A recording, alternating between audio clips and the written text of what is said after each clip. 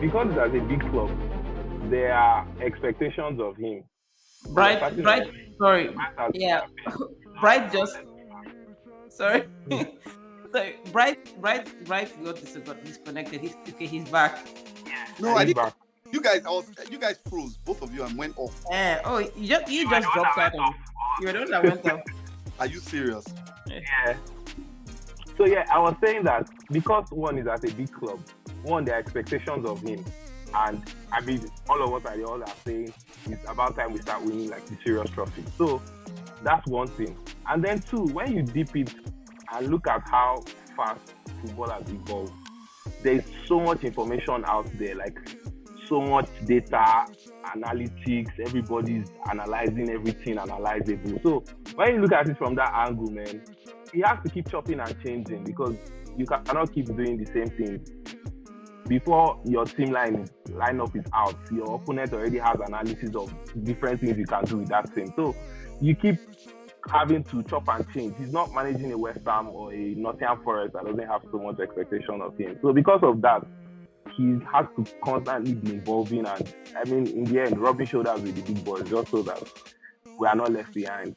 And that's just the sad reality of what it is. So I see your point. Yeah. But again, when you use the word chop and change, you have to also, in the context of football and Arsenal being a big club, you have to also put it side by side with the level of risk that can be taken and should be taken. And this brings me to certain angles I've looked at Arteta, and I've said to people, as much as a lot of us are sentimental about it, we might not win anything under Arteta. We might not. We might never win. And for very simple reasons. Now, let's look at it. You let a Granit Xhaka go. That's understandable. You did a great job with Xhaka. There were issues with... I'm a big Xhaka fan. From even when he told Arsenal fans to go to hell and all that, I've been a big fan of his. And my loving at Xhaka was justified when Arteta came.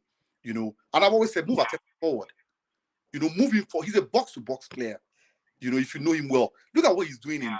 having time of his life in Leverkusen. I'm telling you. God, the guy... I'm telling you. Just took Arteta's playbook in the use of... And he has even made him a creative player now. So the guy is not just even... Because of him, I watch Bayern Leverkusen. He doesn't run.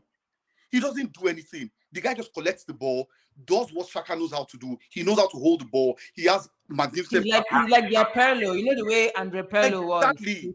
Playing like Perlo. Arteta brings a Kai Havertz. I would have preferred Madison, though. Let me know. I'm okay. You know, like I said to myself, we have Kai Havertz now. Let's stay with it. Yeah. But for us being a big club, and the number of games Havertz has played and has not played well at all. Yeah. Why don't you gradually integrate him into the team? Kai Havertz is a very intelligent player. He's very intelligent. Forget what's going on with him. He's a very sure. Definitely. That means that Kai Havertz can look at the game from sitting on the bench and in his own mind make a few decisions that he can execute when he comes in. For example, against Man City. Yeah. The other two games that he came in as a sub, he performed better in those games than games he started, But what does Arteta do? Which is my problem. Arteta borrows from the Guardiola playbook. Guardiola will play a team for 90 minutes. In 75 minutes, the team is 2 goals down. You are expecting Guardiola to make changes. He doesn't. He will use that team for the whole 90 minutes. He will not make any sub. Guardiola can do that. That's my point. He can do that. He has the authority to do that. He has earned it. Jurgen Klopp can do that. He has earned it. Arteta cannot. And should not. And must not. In all of this, whatever he's doing now, it looks like he's working. We're having a good run in the league so far, so good. So, and we're always going to sound like Arteta and say we'll just take it one game at a time. With the Kai thing, obviously in the last game he didn't start him. Will he do that against Chelsea? We don't know till tomorrow. We don't know which Harvard we are going to see tomorrow. And then with the injuries also that have just been moving around the team small. Hopefully we get to see Martinelli back. We get to see Martinelli, Jesus, and Saka starting also. I think they've only played 14 minutes together this season. And so with three of them starting, that might also be an edge for us. And again, one thing I like is that as much as we have like so many complaints about Harvard, his being in the team hasn't really affected the team so much. Yeah. So I think that is also something that Arteta is capitalizing on. That okay, as much as people are saying this guy's not playing well, his being in the team is not affecting us so well and so much. And because of that, I'm just going to give him more time. We don't know again what will happen against Chelsea tomorrow, but yeah, I think that's why he's just trying to just force the guy to blend by all means. Like, oh, my 65 million will not waste. You No, you see. For me, I agree, with Bryce, that Kai is brilliant, and it's best to start him. He might end up being, for me, he might end up being a really expensive super sub, right? yeah, But a midfield of Partey, Declan Rice, and Odegaard, that should be the starting lineup any day, anytime, right? Yeah, and then when you have, because Partey is fragile, when Partey gets tired or he's at risk of breaking something, since we have to pad him with cotton wool, then what's his name, Rice can now take his spot, Odegaard move there, and then you now bring in Havertz, right? Because Havertz will now have looked at the game and, like Bright yeah, said, figure out what he would do or what mm-hmm. passes or spaces he should go into in that game, because he has seen it from from the bench, like Bright said. But my Yeah, starting lineup, or my starting midfield: Odegaard, Rice, and Partey. yeah. I, I I, would I'm agree. talking about Odegaard, Rice, and Partey. Mm. Honestly, I was expecting that he would use Rice differently. I'm not a Rice fan at all. As brilliant as people think he is, I still don't see it. The only thing I see about him that I kind of like, he's a very hardworking player. Yeah. And that's what is making me, say, okay, let me look at this guy. He's hardworking, he has that ability to run. Now, I would have thought that Rice would have come in and just slotted into the Chaka role of going forward. Why? He has the ability to track back. True. But why Partey is now not playing, I don't know. And I'm okay with it. I feel, okay, Rice can do the job. But when I saw the lineup against Man City, and I asked anybody that, I told him, I said, we're going to win this game. And he said, why? I said, for once, Arteta has respected himself to play two defensive midfielders. You have got it to know that, okay, this guy is my Oga, okay. Yeah. Play two defensive midfielders. And it worked. And that's what I've always expected him to do. You don't play against Guardiola and you go all out because you worked with him. Now, what about protecting players, for example? Saka had been injured from the game, I think it was Nottingham Forest. He had that foot injury. That was the argument me and this other guy were having. He's had that injury. So for somebody who just comes and says, Arteta cannot make any mistake, come on, don't tell me that. It was clear that Saka was injured. Now, I think it was against Tottenham or something. So the next two games were games that we could have played without Saka because we had a big game against Man City. Yeah. What we've always known coaches to do is, because these opportunities don't come so easily. So we had that opportunity to see, that, okay, against Nottingham Forest, against these are small clubs, okay, we can risk it. Let's just rest Saka. Arteta didn't. He played him against this guy in the Champions League, Lens, which we didn't. Yeah. We were leading 3 goals against that club, that shitty club. We're leading 3 goals. He still played him. I kept him on. For what? What's he playing 90 minutes for? It's We are true. leading 3-0. When there's Reece Nelson, though. Reece There's, Nelson is time. there's Reece Nelson. There's this guy that he's now Fabio Vieira that plays He from can that play on side. that. He can play on the right. Yeah. Protect the player. But Arteta just took from the Guardiola playbook and kept him on. And the injury got worse and worse and worse. And I'm like, come on. Why are we not using the opportunities we have? So like this thing you're saying is like one of my biggest issues with him, yeah. He has not yet learned how to use his squad. He has learned how to use his team and certain players. But he has not learned how to maximize his squad. And because of that, he doesn't change or use players until a player has died or like he's injured before you now get to see other people get game time. And it shouldn't be like that. In the end, you should like find a way to use your full squad. Now, about the Saka thing, obviously, we also that, he had injuries and everything. But I don't think that Arteta is inconsiderate in the sense that I believe that obviously he would have obviously spoken to Saka, one. Two, the medical team would have also assessed the guy to say, how far can this guy still go? And it is based on that he will make his decision. Obviously, the length game or the long game, we all expected him not to play. And like Arteta said, the medical team said he's fine to go. And to be fair, that was our second Champions League game.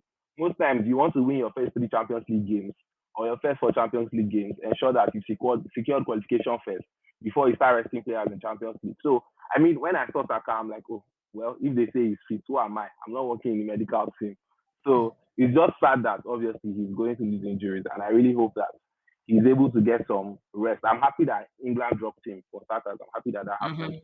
So it's good that I really hope that over time he's able to get some rest and Arteta now learns to use his full squad. Because, for instance, someone like ESR, he should be getting more game time. Yeah, now that Saka's on and off, once we are winning the game, 60 minutes, take him off, bring someone else on, just so that he gets some rest. Because obviously, Saka does not look like a kind of person that would say, I have small niggles, I'm not going to play. You want to die on the line.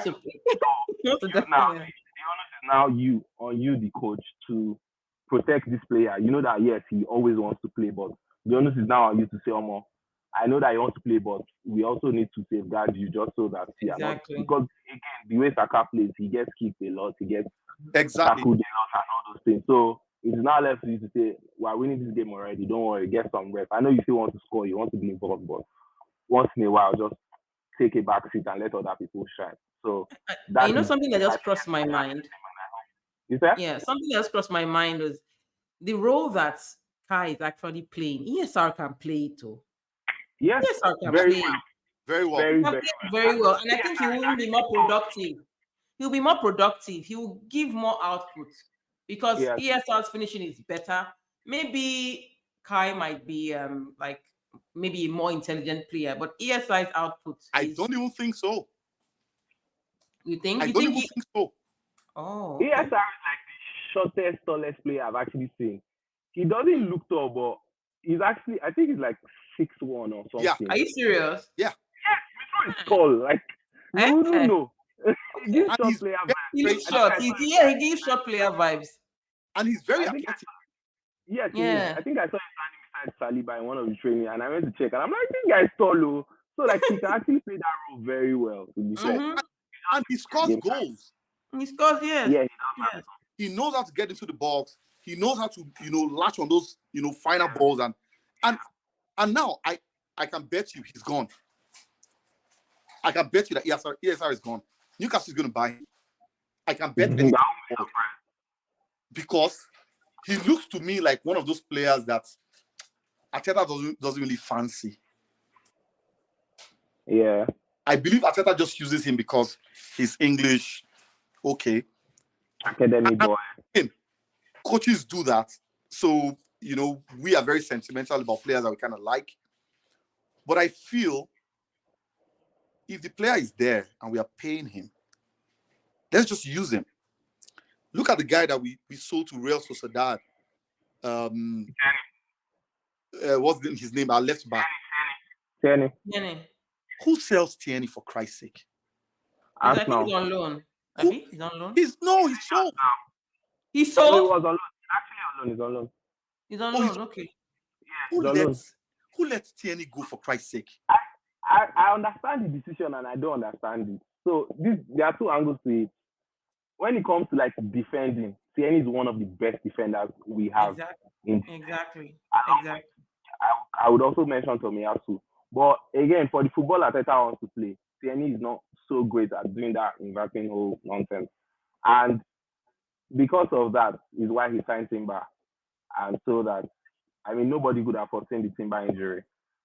That's one angle. Also, we already have Partey who is almost always injured. Then there's Tierney that happens to a lot. And I'm sure Arteta is like, man, I cannot have two of these kind of players in my squad at this very crucial period. And that's why he loaned Tierney out. And currently, Tierney is already injured. Yeah, true. He's already injured.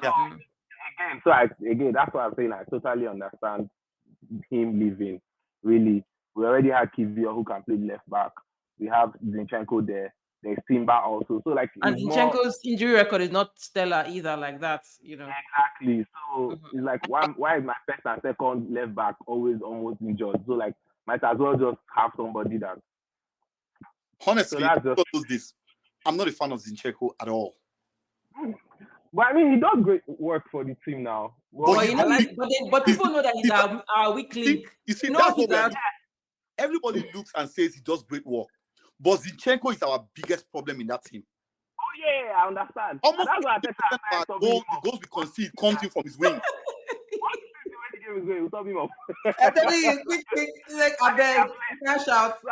At least that one, I know he has learned that one. So again, the guy is still learning, honestly. If you notice, he has started stopping Zinchenko off. When you notice that these guys are started attacking that place, you just saw Zinchenko off. Maybe it's to invert. Don't worry, Tomiyasu is the one he can do. But again, Tomiyasu is a better defender. So yeah, Tomiyasu is a better defender. And talking about Tomiyasu, I think that guy is a hugely underrated player. I agree. The guy is a typical Japanese guy, energetic, never gets tired. And I'm surprised for a right footer playing left back and he's converting so perfectly. Yeah. Look at what he did against Man City. That was just stuff of dreams. In fact, I think Arteta should not guarantee anybody first place. Honestly. You shouldn't guarantee anybody because let me not lie to you. I will play Tomiyasu over Zinchenko. I will. Honestly, I will. If I were the coach, Zinchenko would not start any big game. He won't. One of the things I kind of feel Arteta looks at is the leadership qualities Zinchenko carries with him. Okay. There's that also. One guy that has come into Arsenal and has gotten his teammates to start work. Sure. I don't know if you read a post that he put 2 days ago where he said he told Modric, if you try to score or attempt to score, I will rip your balls off. Guys, he's a sadist. What is that? So I like him because he came into Arsenal and he's acting like Arsenal. He reminds me of Tony Adams. Like the guy just embodied Arsenal. Yeah. And that's something that was missing. Well, he's always been a fan. He's always been a fan. Yeah. It's not today. He's always been a fan. It's something that I've been missing in Arsenal for a long time. That Odegaard, honestly, I won't make Odegaard my captain. I like him, but I feel I would make a Gabriel my captain. I will make a Ramsdale my captain. I will make, and I'm not saying Gabriel Jesus, Gabriel. Yeah. I will make a fighter my captain. Yeah, like Xhaka. Xhaka didn't take rubbish from anything. Man. As in what? He would. Because do you remember that time? I don't know what we were playing Tottenham where they were booing Ramsdale and then Arteta has got drag him back. Like, don't fight. We need those kind of players that referees are scared of, other teams are scared of. Arsenal was bullied for a long time because we didn't have any player that they were scared of. Teams coming. Vieira had gone. Vieira, the Vieira era. Yeah. So, but now we have Gabriel. So if you're attacking us now, you are looking at, oh my God, this crazy guy. Yeah. If there's a Xhaka, oh my God, this guy, he's not scared to take risk. So I kind of understand that part of him, which I like. But again, the guy is a calamity. Once he moves forward, he just exposes our defense. And I don't see why that is the case because he's very mobile. Yeah. It's So slow. why I is he think able it's to track slow. back? So for me, I'm like, okay, Arteta, you know what? We are crying that we don't have a defensive midfielder. This guy does not play left back for Ukraine. He plays defensive midfield for Ukraine. So why don't we just integrate him into that role fully and get a left back that he and Zinchenko can every now and then, switch places. I feel that we can use that guy better and still I guess. qualities, from him. Just the way we. I wouldn't be surprised if that was part of Arteta's plan with Timber. I actually won't be surprised because that way it gives him ultimate control in midfield. So imagine having a back four that has Timber as your left back, Zinchenko as your DM, Rice in the Jack Carroll, and Odegaard. Yeah. Yeah, and even Ben White played DM at some point, I heard. Yes, that one is another very underrated player. Ben White is really good. So again, after the injury just messed up a lot of things that we will never know. So I don't think Ben White is underrated in Arsenal, but he's underrated in England. Yeah, I agree. Yeah, I agree. Highly underrated. Aside Kyle Walker, I don't think there is any right back that is better than. But you know the English team is. Sorry guys, I'm joining a meeting now, but I'm still with you. He's at work, dude. You're going to show on YouTube. Your bosses will look smooth. You guys doing? Pause. Yeah. Is he right? He's not supposed to be here today. Don't mind it. And he's rapping at work. And his investment banking is doing. That's the thing now. Whether we should put this thing with the camera on. Yeah, I think we should. Honestly. Yeah, anyway. And his own background is actually quite bright because his house has windows. Yes, his house has a lot of windows. Me, I'm in the den extension, so there isn't any window here, so it's a little dark. Oh yeah. I mean, I'm here. It's night already, so. It's night already, okay. But I mean, we've done how many minutes now? We've done 22 minutes and 42 seconds. Yeah. Now I don't want us. Bright looks like he still has something to say, but I don't know if we should end the recording. I have one ear with you guys. I've muted my. I don't know whether we should end the recording now so that. Are we done? I think we should end the recording so that. Yeah, but generally before we end, so that we don't just end it abruptly. What do you think the scores would be tomorrow? What are your predictions? I think we'd win. I think we'd win, honestly. By how many goals? I'm not really so big on all those predictive how many goals we'll score and all those things. I don't know. That's never been my thing. But when you look at it, 1, 2, 3, 4. Okay, 1, 2, 3, 4, 5. So in the last 6 games against Chelsea, we won 5. We won 5. Okay. Yeah. And so that just tells me that obviously we have the upper hand in this. So I don't know the noise mentally. Yeah, I don't know the noise that Chelsea fans are making up and down, like, oh, they've been poking us recently. But I mean, they've been collecting back to back. Honestly, the last time Chelsea won 2-0 in August 21. Mm-hmm. And before then, the last time they won us was in 2019. So it's not as if it's not for content. It's not for content. We're not contesting it at all. Understand. So I know they think, their team is getting back. There is a resurgence, but we are going to win, honestly. Okay. I agree with Oreva on that we're going to win. I think we will win by 2 goals. I'm just more concerned. Yeah, I think we're going to win by 2 goals. I'm just more concerned about the team management. And I wouldn't say selection because I think whatever team we select, we should be able to do the job on Chelsea, right? We should be able. They are not playing the best. They don't have the best team. They don't have, their players are lacking a bit of confidence right now, But I just worry more on player protection and what Arteta will do. But for me, I think we'll win. I think we'll win by 2 goals or more.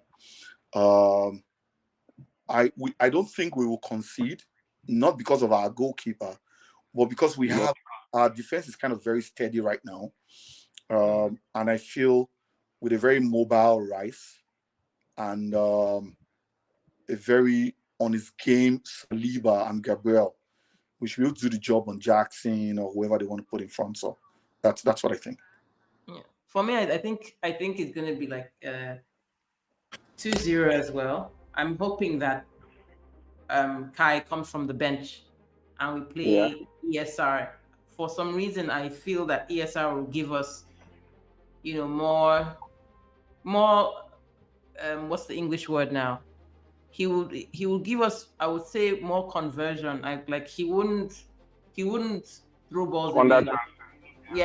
More chances of scoring. Because if you have a Martinelli and if Saka comes back and you have Gabriel or Nketiah and you have also Odegaard and Emil Smith-Rowe, there's no way you will not score at least 1 goal. But and then it also gives the opportunity for Kai to take a view of the game from the bench, study his former teammates, and then know where to slot in. Let's say that stars, yeah. Jorginho assist for Havertz goal. It's written in the stars. Jorginho assist for Havertz goal. Yes, amen to that. You can't make it up. Jorginho assist Havertz goal. You just watch. Amen. We anoint that. Anoint it. Let's end the podcast here so that Bright can talk properly. Yeah.